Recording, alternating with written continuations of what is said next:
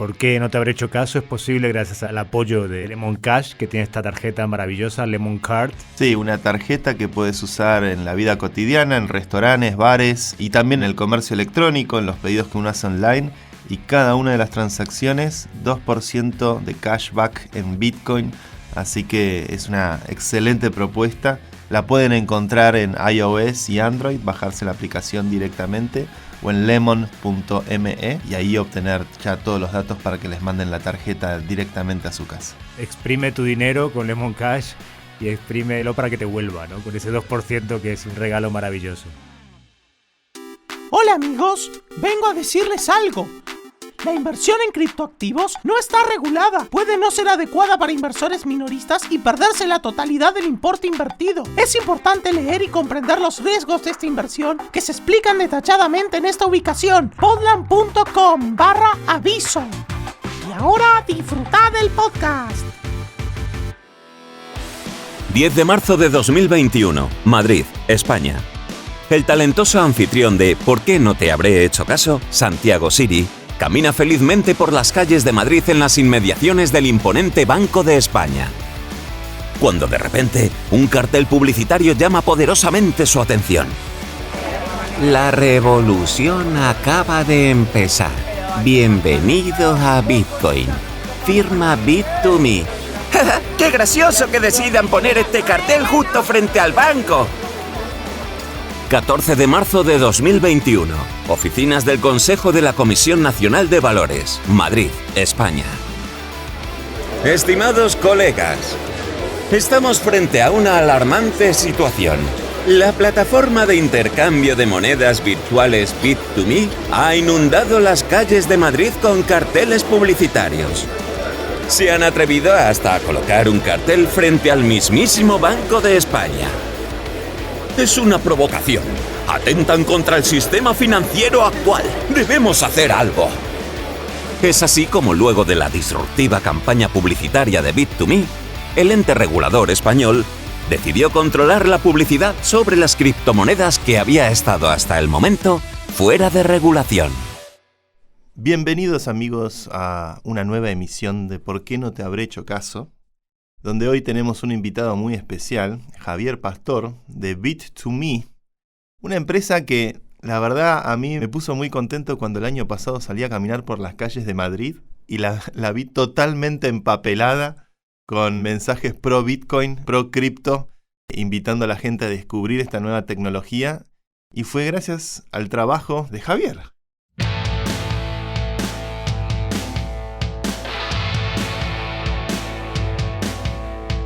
¿Por qué no te habré hecho caso? Un podcast de Santi Siri en el que te contamos todo sobre el mundo cripto. Dirigido por Hernán Zin y producido por Podland, la revolución del podcast.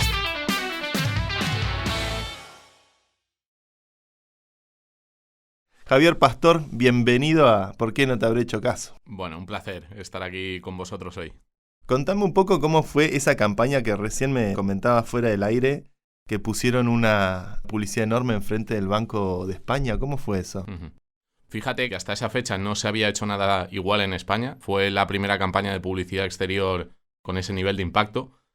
Y consistió básicamente en empapelar Madrid en un primer paso, en una primera etapa. Casi que era la única publicidad, por ello porque presto atención solamente a publicidad de cripto, pero era la única publicidad en todo Madrid, en todos lados. Era la primera campaña de publicidad exterior que se hizo y fue a lo grande. Empapelamos, como comentas, ¿no?, todo Madrid con un mensaje muy concreto, ¿no? Empieza la revolución, welcome to Bitcoin, bienvenido a Bitcoin, y bueno, nuestro logotipo, ¿no?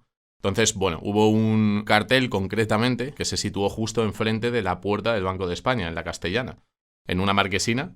¡Qué provocación, viejo! No fue preparado, sinceramente, porque era parte de toda esa línea de carteles que iban a estar ubicados en diferentes posiciones, ¿no?, dentro de Madrid, pero había una concretamente que era justo en la puerta del Banco de España. Entonces, ¿qué ocurrió? Que hubo muchísima gente, nosotros también lo incentivamos, lo fomentamos, que la gente sacara fotos y lo subiera a redes sociales, claro, para tener más impacto, ¿no?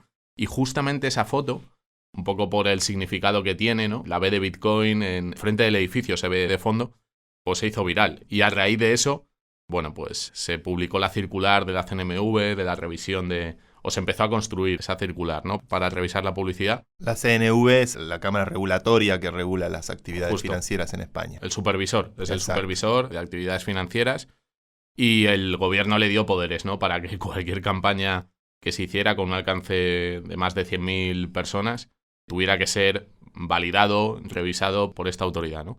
¿Y tiene que incluir algún disclaimer ahora o como en los paquetes de cigarrillos? Justo, de hecho, hay una campaña ahora de otra plataforma que, si te fijas, tiene la mitad del cartel donde está ubicado, es el disclaimer. Nosotros estamos haciendo también campañas en radio, ¿no? Y dura más el propio disclaimer que la cuña publicitaria de... Bueno, a nuestros oyentes por eso les explicamos que también tienen el disclaimer cuando van a escuchar este episodio. Hay que ser compliant con la ley. ¿Cómo nació esa revolución de Bit2Me? ¿Cómo arrancaron? Pues fíjate que fueron dos personas, Leif Ferreira y Andrei Manuel, que son los fundadores, los CEOs fundadores, en el año 2015. Por un lado estaba Andrei, que empezó con un proyecto que se llama Bitphone, que consistía básicamente en permitir recargar el saldo de los teléfonos con Bitcoin, ¿no? Entonces, hizo un exit en aquel momento, vendió la empresa, él siempre lo dice, por 300, 400 Bitcoin en ese momento. Hombre, es una fortuna hoy en día. Justo, sería, imagínate. Y decidió seguir emprendiendo dentro del mundo de Bitcoin y los criptoactivos, ¿no? Entonces lo que hizo fue empezar a comprar cajeros, los famosos cajeros ATM, para situarlos en diferentes ubicaciones.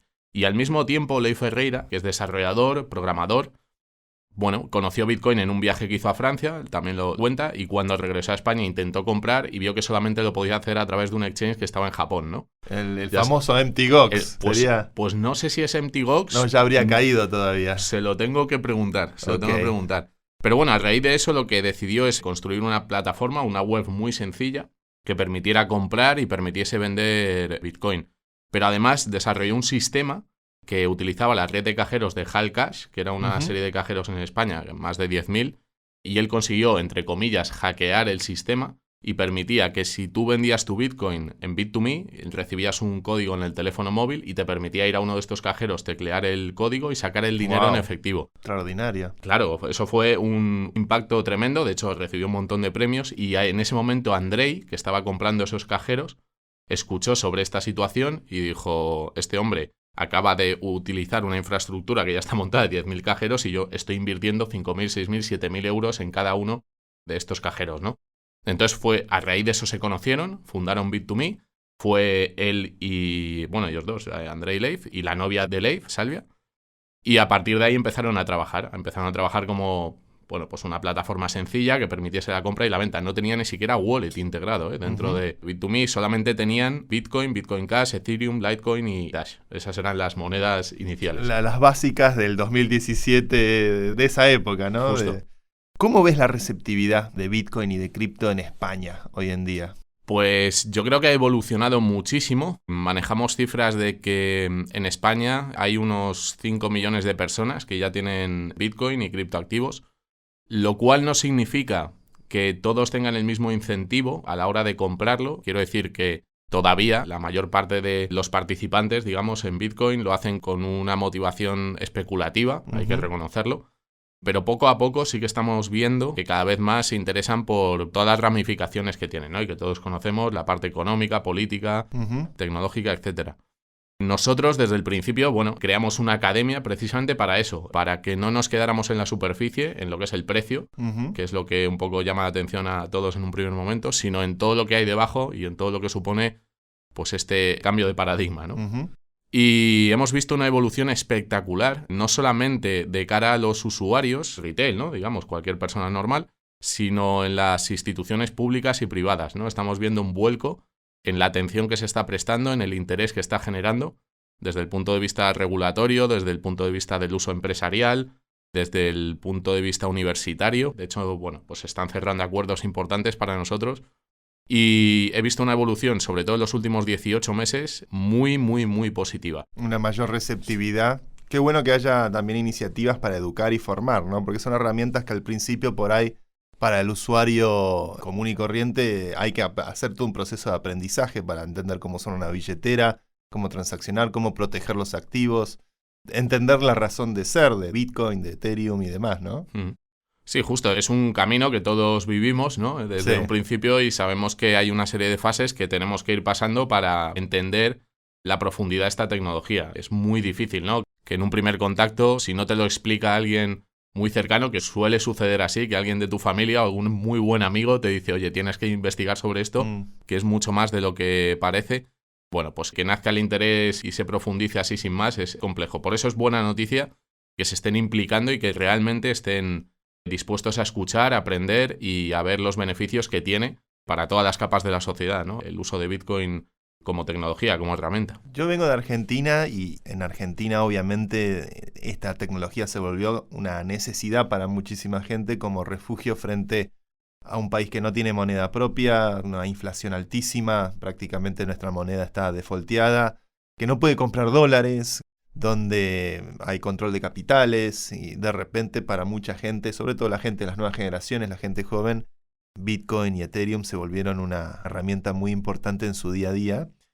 ¿Cómo crees que va a ser el efecto o el impacto en España, estando en Europa con una realidad económica distinta en el futuro? ¿Cómo va a transformar la sociedad Bitcoin o Ethereum en el contexto europeo o español propiamente dicho? Bueno, es una tecnología global, ¿no? Entonces tenemos que entender que la adopción no va a ser homogénea en todos los países. Tú muy bien lo has descrito. En Argentina hay una serie de incentivos clarísimos a que las nuevas generaciones adopten en Bitcoin, ¿no? Y otros criptoactivos. Yo creo que aquí en España, en Estados Unidos, en Europa, los incentivos van a ser otros en el medio plazo. Sí que es verdad que lo que estamos viviendo ahora es un poco el resultado de una emisión monetaria, de un sistema, de una forma de trabajar a nivel monetario que tiene su límite, ¿no? Empieza en los años 70 con la desvinculación del patrón oro y lo que vemos es un modelo basado en deuda, no solamente en Argentina, sino en todos los países del mundo. O sea, el respaldo, como todos saben, del euro, del dólar, es ninguno, ¿no? La inflación está tocando la puerta aquí. Bueno, está casi ya asomándose, ¿no? Está asomándose porque, bueno, ayer justo lo veía con la comunidad, ¿no? En Twitter, que comparten mucha información valiosa, que si medimos las tasas reales de inflación de los activos, no se queda en el 8,1, sino que está más cerca del 17-20%. Yo siempre recuerdo un gráfico del Economist, muy conocido sobre la inflación en Estados Unidos, que desglosa por el tipo de bien la suba de precios a lo largo del tiempo. Aquellos bienes tecnológicos, las televisiones, las radios, los Walkmans, no sé, la tecnología, obviamente el precio tiende a bajar a lo largo de los años. Pero aquellos bienes como la educación, el alquiler, tu casa, la comida, todo eso sube drásticamente. El promedio da 10%, pero cuando desglosás, yo viví en Nueva York y me acuerdo que de un año para el otro me llegó la notificación de que me tenía que mudar a buscar otro departamento y empecé a buscar para alquilar en el barrio donde estaba. El alquiler había subido en un año 20%. Por lo cual, algún amigo me dijo, no, bueno, esos son números de mercado, son números de... Pero más allá de... O sea, está bien, por ahí en Nueva York es muy cotizado y hay mucha competencia, pero 20% en un año no es normal, no es sostenible para un montón de gente, genera gentrificación, expulsa a la gente. Por suerte me pasó eso y me vine a España, que es un lugar maravilloso, es el mejor país del mundo, no me canso de repetirlo. Después de Argentina, por supuesto, por su selección nacional. Pero la verdad es que cuando uno mira los números con ese nivel, con la lupa puesta en esas cosas, es preocupante. Totalmente. Yo creo que hay que empezar a introducir en el mundo de Bitcoin y los criptoactivos una pregunta, ¿no? Y hacerlo pues de forma normal, normalizarla, que es, vale, hemos utilizado un modelo monetario basado en el respaldo que tienen los estados, los bancos centrales. Ha nacido un nuevo modelo a partir de Bitcoin.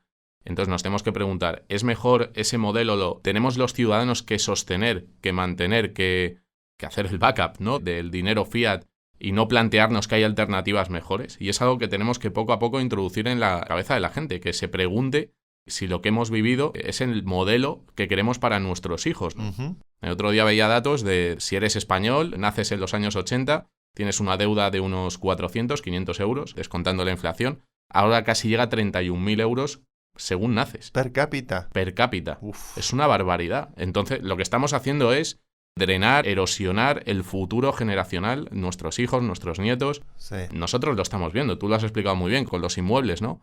Lo que provoca que el dinero que se emite, el efecto cantillón, llegue a determinadas capas del poder de la élite bancaria, de los fondos, etcétera, y que hagan inversiones pues, en activos reales, ¿no? Como ese real estate.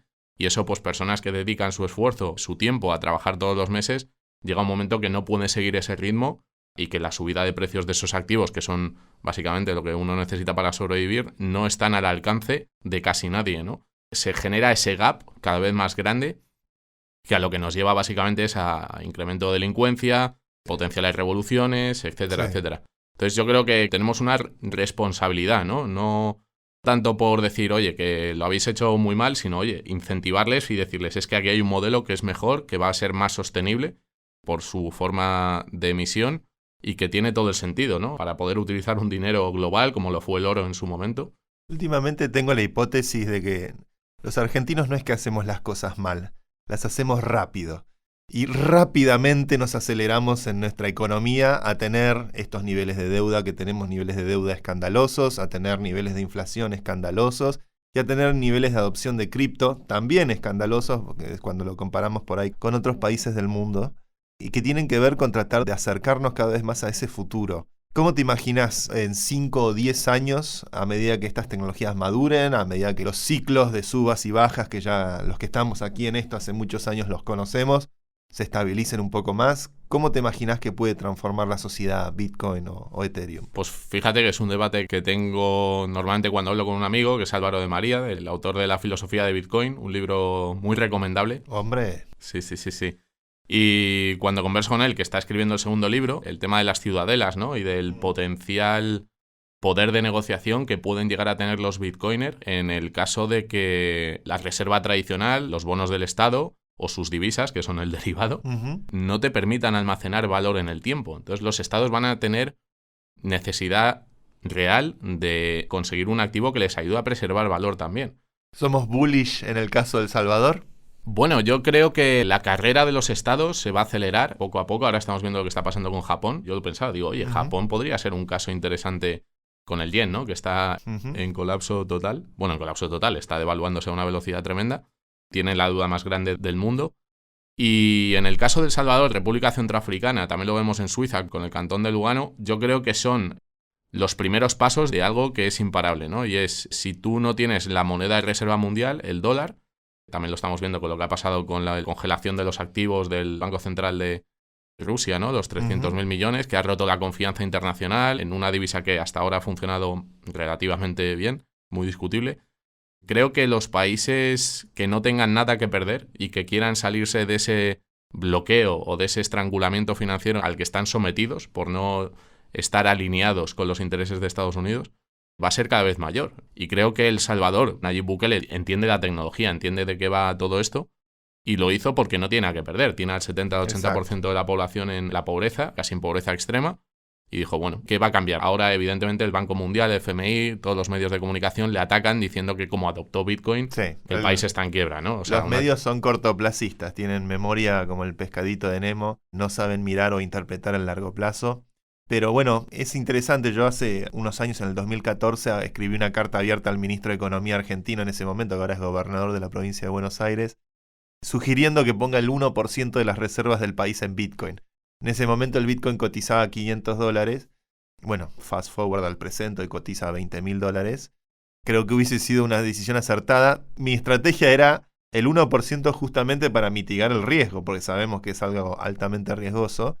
Pero me da la sensación que todavía, lamentablemente, en gran parte del mundo, la gran mayoría de los referentes de la política, de los referentes de la banca y las élites que gobiernan en gran parte del planeta hoy en día, no tienen menos de 40 años, por ponerlo de una forma elegante. No nacieron con esta tecnología, no tienen una afinidad o una noción de por qué esto vale lo que vale más allá del precio, más allá de las cosas más superficiales y cortoplacistas.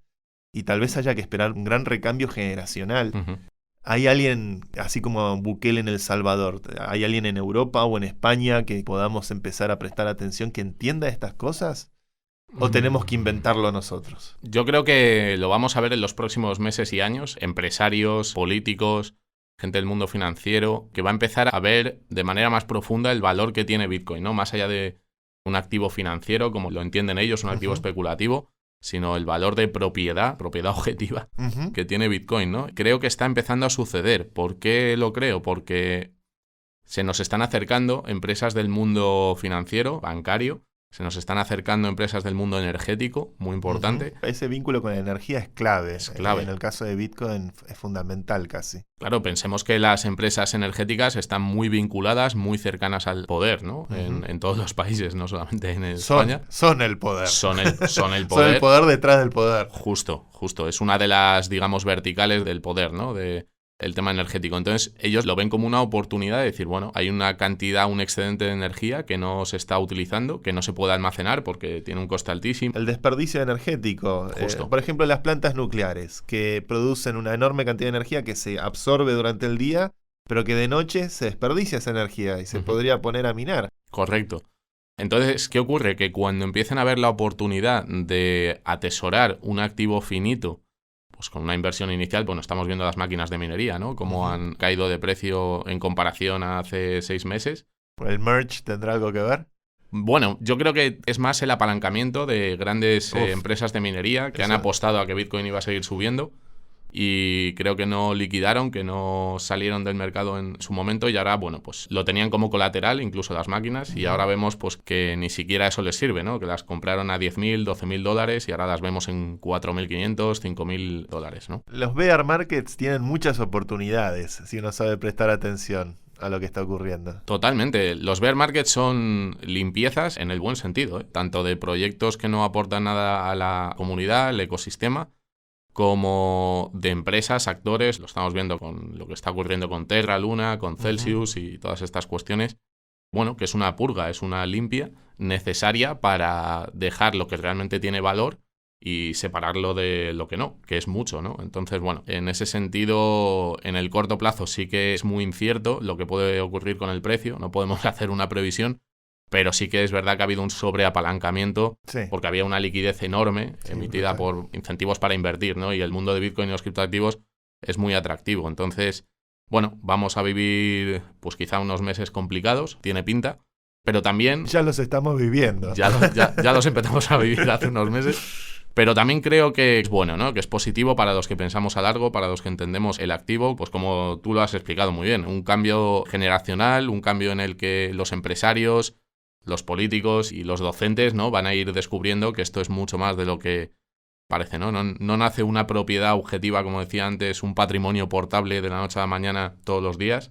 Esto es algo espectacular, es un cambio de paradigma de cómo, a nivel jurídico, cómo impones o cómo embargas, ¿no? Este activo. Tiene unas implicaciones tremendas, ¿no? El ciberespacio se escapa un poco a esa regulación tradicional, que son las fronteras, que son el mundo físico, y vamos hacia ese mundo. Entonces, nada, no hay que ponerse nervioso, hay que saber dollar cost average. Muy importante. Ser estoico y stick to the plan, ¿no? Exacto. Estar tranquilo, pensar a largo plazo e ir acumulando todos los sats que podamos. ¿Te irías a vivir a la Bitcoin City de El Salvador? ¿Cómo ves? Es interesante el tema de los citadels y los bitcoiners como individuos soberanos tratando de construir nuevas utopías en este planeta. A mí me gusta mucho la transformación, ¿no? Del concepto de soberanía de los estados, de las naciones, a la soberanía de los individuos. Me parece algo espectacular. ¿Leíste el libro de Sovereign Individual? Sí, me lo leí en inglés, me lo he comprado en español, que lo ha traducido Eso Adolfo es Contreras. Hardcore Bitcoiner material. Eso es Hardcore Bitcoiner y muy recomendable, y si no lo habéis leído es un must, ¿no? Le aclaramos a la audiencia que por ahí nos escucha, de Sovereign Individual es un libro del año 96, 97 por ahí. Así es. De dos autores británicos de tradición liberal, que para mí tienen la virtud de entender la teoría de la información y aplicarla al capitalismo, entender los procesos capitalistas, y llegan a la conclusión espontánea y natural de que en un mundo donde dos personas transaccionan de forma encriptada, el Estado no tiene capacidad de poder censurar o intervenir esa transacción. Y de ahí imaginan las implicancias tecnológicas de un sistema económico, de un sistema político a partir del uso de la criptografía y demás. Escrito 12, 13 años antes de que Bitcoin se activara, de que apareciera Satoshi. Es un libro fascinante, además que uno puede ir recorriendo diferentes reflexiones a lo largo del principio y el fin del libro, que es extremadamente recomendable. Sí, es un libro para ir con el subrayador, sin duda. Sí. con el subrayador y, bueno, habla mucho también de la era de la información, que estamos sumergidos en ella, estamos cambiando nuestros hábitos y nuestra forma de informarnos, ¿no? La televisión, la radio y la prensa, los medios tradicionales están perdiendo muchísima fuerza, muchísimo poder, y eso tiene un impacto en la forma que tiene la sociedad de pensar, ¿no? Porque ahora mismo creadores de contenido, los famosos youtubers, los podcasts, están abriendo ventanas a nuevo conocimiento, a nuevas formas de entender la realidad, que antes, bueno, pues eran diseñadas de alguna forma y transmitidas a través de la prensa. A mí me hace mucha gracia cuando hablaba con mi padre que me decía, no, yo es que veo La Sexta, Antena 3, Televisión Española y luego escucho la SER, la COPE y me leo El País y El Mundo, ¿no? Y estás informado, ¿no? Al final es un poco... Es increíble el gap que hay, ¿no? Con la generación de nuestros padres. A mí me llama la atención también. Yo ayer justo pensaba a la noche, no recuerdo la última vez que miré televisión. De hecho, desde que vivo en España nunca miré, a excepción de un partido de fútbol, una final de tenis, lo que sea, el evento en vivo, ¿no? Pero el noticiero en español nunca lo vi, no sé cuál es, o sea, si Televisión de España o Antena 3, ni siquiera sé los canales. Y es impresionante porque uno realmente cada vez consume más información a través de los streamers, a través de una nueva generación que ni siquiera le interesa entrar en el juego de esos medios. Bueno, y esto tiene un impacto también en la forma en que nos hemos educado, ¿no? Incluso en las universidades, en la educación pública, está habiendo una ruptura. Quizá un alumno, si le gusta una temática, esté mucho más actualizado y sepa mucho más que el propio profesor, ¿no? Sí, pasa eso. Porque los profesores además no tienen muchas veces la motivación, el incentivo para actualizarse, para seguir estudiando, formándose, ¿no? Porque... bueno, es un trabajo constante que tienes que hacer. Hay algunos que sí, hay muy buenos docentes, evidentemente. Pero esa alternativa para encontrar la información que te gusta, cómo te la cuentan, en qué momento la quieres escuchar o ver o leer, es espectacular, es tremendo, ¿no? En la era de la información me parece que va a haber que la educación ya no es algo que se hace en la juventud, sino que es algo crónico que vamos a tener que estar a lo largo de nuestra vida totalmente dispuestos a estar con la cabeza abierta y aprender sobre nuevos desarrollos, nuevas innovaciones. ¿Qué cosas te parecen interesantes de la industria innovadoras que hayan surgido en este último tiempo que te parezca que, además de Bitcoin, que puedan dejar una huella mirando los próximos años o que puedan llegar a generar innovaciones interesantes? Fíjate que a raíz de Bitcoin me llaman mucho la atención las nuevas tecnologías. Me leí un libro de un compatriota vuestro que se llama Bilinkis, me parece. Santiago Bilinkis. Pero un grandísimo amigo mío, soy amigo del hijo de él también. Bueno. Ayer estaba hablando con Nicolás, el hijo, que me está ayudando con temas de Proof of Humanity, les mando un saludo, gran amigo. Increíble, era de casualidad. Y me leí el libro, ¿no? Que contaba su historia y que viajó a Estados Unidos, a una Singularity, justo, y contaba un poco sobre las nuevas tecnologías, ¿no? De la biotecnología, la robótica, la neurociencia, una serie de cuestiones que, claro, yo alucinaba cuando leí su libro. Si te soy sincero, me gustaría profundizar más en alguna de ellas. La verdad es que ahora mismo con el trabajo que tengo, bastante tengo con intentar estar al día de todo lo que sucede alrededor de Bitcoin. Me gusta también la política, la economía. Pero si no os habéis leído ese libro, es una buena... creo que es una vista al futuro, un paso al futuro. Un pasaje al futuro. Un pasaje al futuro. Un pasaje al futuro. Justo. Es el anteúltimo libro de él, que es un libro optimista, que ayuda a abrir la cabeza y a ver las diferentes cosas que están ocurriendo en Silicon Valley y cómo se están pensando sobre diferentes órdenes de sistemas. Pero creo que su último libro, que es un poco también más una advertencia sobre, ojo, no nos pasemos de mano, está más conservadora últimamente por lo que he escuchado, por lo que he hablado con el propio Santi, como la adicción a la tecnología y esas cuestiones que también hay que tener un poco de cuidado. A veces las tecnologías nos atrapan y nos sacan de la presencia que tenemos en el lugar donde estamos. Pero bueno, todo en su justa medida, ¿no? Habría que hacer un podcast con él, ¿eh? Ese podcast estaría bueno. Bueno, hacíamos radio los dos juntos en Buenos Aires. Buenísimo. Santi es uno de los también fundadores de la TEDx Río de la Plata, que es una de las TEDs más grandes que se hacen en Argentina.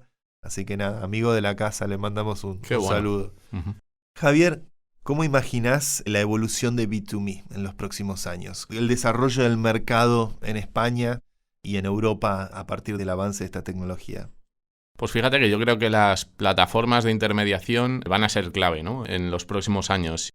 Y aunque sí que es verdad que tienes que luchar contra tus propias creencias, tus convicciones de bitcoiner o de amante del mundo de la descentralización, creo que los exchanges cumplimos una función de puente, de conectar dos paradigmas, muy necesario para muchísima gente, ¿no? Que no entiende, que no comprende la tecnología y que va a necesitar ayuda, asistencia, para hacerlo de una forma segura, ordenada Evidentemente va a haber un acercamiento de los supervisores muy, muy importante por todo lo que supone el paso a Bitcoin. Yo lo que espero es que no se pasen de rosca y, por ejemplo, hemos visto en la Comisión Europea, ¿no?, que han hecho alguna propuesta de hacer un seguimiento de los host wallet. Sí. Yo espero que no lleguen a tanto y que dejen ese espacio de aire, de libertad a los que vayan avanzando y vayan entendiendo de qué va todo esto, ¿no?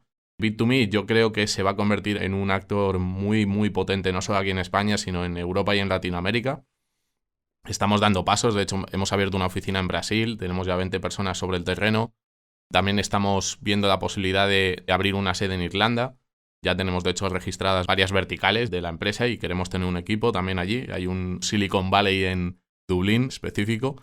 Es muy conocido. Irlanda tuvo políticas de incentivo a las industrias de la información desde hace 20 años y es hoy uno de los países con el mejor PBI per cápita de Europa. Es impresionante la transformación de Irlanda. Bueno, lo hicieron muy bien. Después de la crisis del año 2008 vimos que los famosos PIGS, estaba Irlanda, uno de ellos, y consiguieron salir y ahora tienen pues una de las mejores rentas per cápita en Europa, ¿no? Espectacular. La gestión y lo que demuestra que un entorno fiscal atractivo, pues... Siguen siendo parte de Europa los irlandeses, además, sí, ¿no? Sí, siguen siendo parte de Europa, sí. Tienen un poco la cuestión con el Brexit, ¿no? Con lo que está pasando en el norte de Irlanda, pero bueno, veremos hacia dónde va. Entonces, yo creo que el futuro de Bit2Me tiene muy, muy, muy buena pinta. Creo que estamos innovando, creo que estamos construyendo herramientas que de verdad tienen utilidad y que cubren un sector, un nicho cada vez más grande, ¿no? Que se está ampliando. Y también creo que nuestra posición a nivel financiero es muy potente porque no tenemos apalancamiento, no tenemos deudas. Hemos crecido a pulmón, hemos crecido a base de reinvertir, de trabajo, de contar con buenos socios. Entró InvestReady en el año 2019 y veremos, ¿no?, nuevos actores entrando en el ecosistema, actores muy, muy potentes de primera línea, pues en los próximos meses, yo estoy convencido. Extraordinario. La verdad que es muy importante el trabajo de onboarding, el trabajo de ayudar a facilitar el acceso a estas nuevas tecnologías, el trabajo de educar y de enseñar a los usuarios para que puedan aprender a usarlas con todo su potencial. Javier, muchísimas gracias por venir a ¿Por qué no te habré hecho caso? Y compartir un poco de la realidad y de los desafíos que afrontan con Bit2Me. Así que estaremos atentos a los acontecimientos y a la transformación de España, de Europa y del mundo entero con el desarrollo de estas tecnologías. Pues agradeceros a vosotros, ha sido un placer, enhorabuena por el podcast y a seguir trabajando, que hacéis un contenido de muchísimo valor. Muchísimas gracias. ¡Ánimo! ¡Saldremos de pobres con esto! Si te ha gustado este podcast y quieres más información, síguenos en nuestras redes sociales @somospodland o en nuestra web podland.com y no olvides darle al botón seguir para enterarte de nuevos episodios. Producido por Luciano Pozzi. Investigación Lucía Lopreyato. Diseño de imagen Juanjo Contreras. Locutado por Fernando Simón. Productora ejecutiva Julia Gómez Cora. Presentado por Santi Siri y dirigido por Hernán Zin. El presente podcast no supone asesoramiento financiero de ningún tipo, sino simplemente la opinión de sus participantes. Las recreaciones en él contenidas están basadas en hechos reales, pero son fruto de la ficción de los guionistas y del equipo artístico de Podland. Podland, la revolución del podcast.